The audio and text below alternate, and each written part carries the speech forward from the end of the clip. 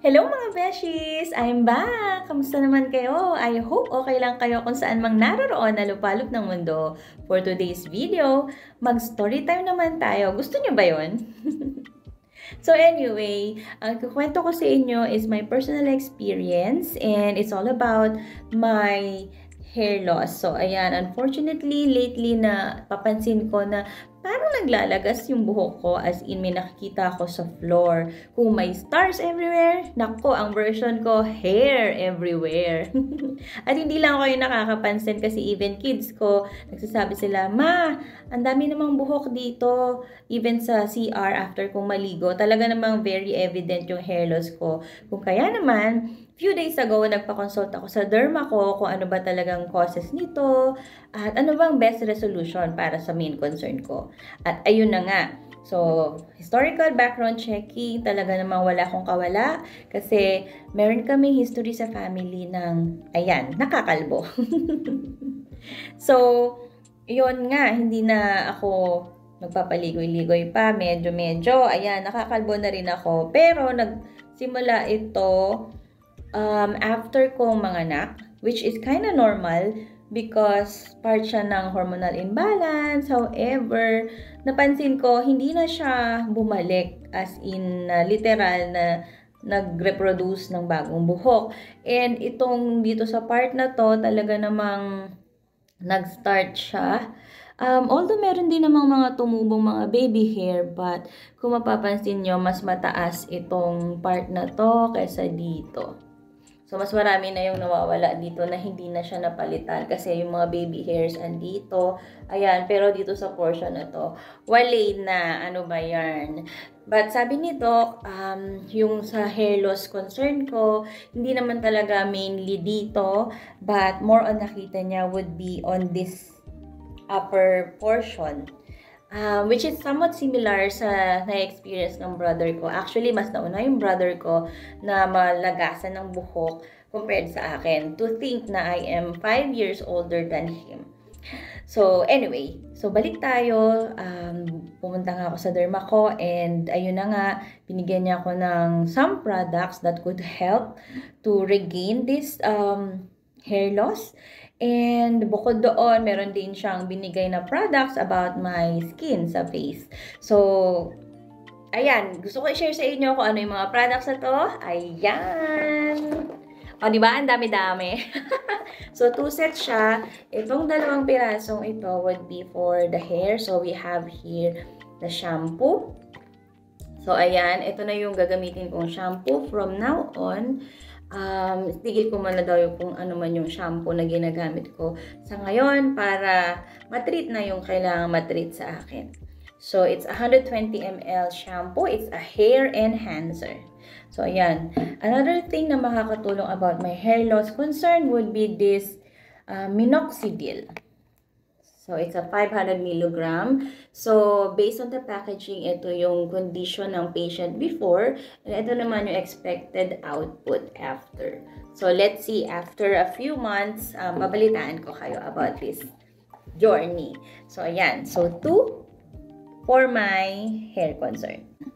So, about the skincare naman, so last pagkikita namin ni Doc was pre-pandemic pa. So, imagine, super tagal. And hindi na ako nakakagamit ng mga recommended products niya. Kaya naman kung ano na lang nilalagay ko sa face as part of the skincare. And usually, yung mga Korean products, which is nahiyangan ko naman. So, after niya akong makita, a few days ago, sabi niya, "Oh, bakit ganyan? Ano na nangyayari? Medyo hindi pantay yung color ng face mo. Merong part na lighter, merong part na darker." So, it's a melasma na sinasabi niya. Kaya naman, ang nirecommend niya sa akin would be these products, a total of 4. So, meron tayong soap, which is the glycolic soap. So, ayan, muna yung gagamitin ko. Stop ko muna lahat ng ginagamit ko para naman matreat yung kailangan matreat sa face ko. So, on top of that, would be these 3. Binigyan niya rin ako ng ito, yung Esquivan. Yan. So, what it does is to exfoliate, tapos unclog, and then collagenize. So, in short, for rejuve siya. Ayan. So, that's the second one. And the other one is this spot corrector. Ayan. So, ito naman para din siya sa melasma. So, ang ginagawa nito would be to lighten yung mga dark spots na meron tayo.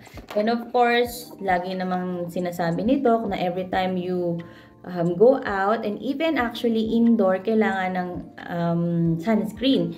Kaya naman, ito ang nirecommend niya sa akin na ilagay sa mukha ko every time na lalabas ako. Or even if I am exposed sa ilaw. Kasi yung mga UV light, ayan, nakaka-apekto rin yan sa balat natin. And what's good about this one is it's not only a sunscreen but also tinted version siya. So you can see it's beige. So pwede na rin siyang maging basic like foundation sa balat natin. And then afterwards, we can put face powder para maging okay yung skin natin. Para hindi oily at maging presentable naman tayo. So yan. Basically, ito yung mga skincare products na kailangan kong gamitin in the upcoming days. So, I am expecting na magiging okay siya. And very trusted ko naman yung derma ko kasi she was able to treat my skincare concerns even before kasi I had acne before. Talaga namang madami. But right now, as you notice, nag-improve na siya and wala na masyado. Although, nagkakaroon pa rin ako ng pimples from time to time. And sometimes it leaves a dark spot, which is controllable naman so far. Ayan, nagkatsikahan na tayo about skincare. And what I'm trying to say here is that pag may nararamdaman na tayo sa ating katawan, it's best to consult a doctor and the specialist na talagang ugma para dito. Kasi, importante ang self-care. Ayan. And also, hindi ko ini-endorse yung products themselves or pineflex ito. But, ang importante kung saan hiyang ang skin ninyo, yun yung gamitin ninyo. At importante ang sunscreen na talaga namang kailangan natin, lalo na sobrang init talaga at yung UV rays na talaga nakaka-apekto sa atin.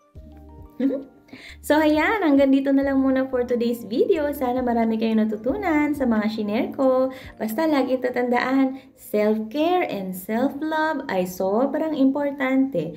Mas importante pa sa jowa mo. Char! O paano? Hanggang sa muli, till our next story time. Salamat mga beshies! Bye!